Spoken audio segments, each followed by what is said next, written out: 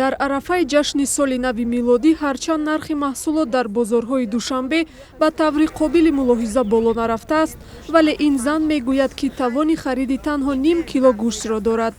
Зеро ҳамин нархи маҳсулот ҳам барояш гарон аст. Орд, равған, биринҷ, соли нав паго гӯшт гирифтанишидем, мисол ним кило гӯшт гирифтем.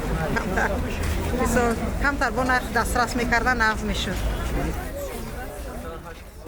ба қавли иддаи дигар, нархҳо танҳо дар намоишгоҳҳои маҳсулоти ниёзи аввалия андаке арзон аст.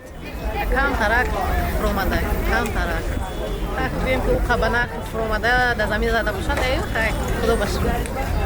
Ай 5 сомон ай ҳар як чиз арзонтар.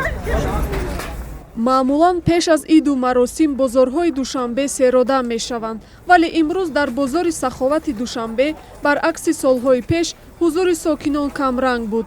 Сабаби инро тоҷирон ба кам будани пули мардум ва харид кардани онҳо аз мағозаҳои замонавӣ раб медиҳанд. Хелайки дар Тоҷикистон баъзе мардум ҳама ба Федератсияи Русия рафт, аймун сабаб харидору кам шудан бозору дорад. Мақсад бисёрш ба шароитош соза дига бозор намеяй, магазини пеш хонашон мехаранд мераванд. маҳсулони бозорҳо сабаби кам будани харидоронро ба фаровонӣ маҳсулот ва ташкили ярмаркаҳо раб медиҳанд, ки навбатпоии сокинонро дар бозор аз байн бурдааст. дар назди ҳамаи бозорҳои шаҳри Душанбе ярмаркаи маҳсулоти фурӯши маҳсулоти ниёзи аввалия ташкил карда шудааст, ки нархҳо назар ба бозор то 25% арзон мебошад. иқтисоддонҳо назари дигар доранд. онҳо мегӯянд, ки тавони хариди мардум заиф шудааст. дар таҷриба мо дида истодем, ки имконияти харидории аксарияти мардуми Тоҷикистон, алахусус бахши иҷтимоӣ, яъне ки духтурон, муаллимон, корхизматчиёни давлатӣ ниҳоят заиф шудааст.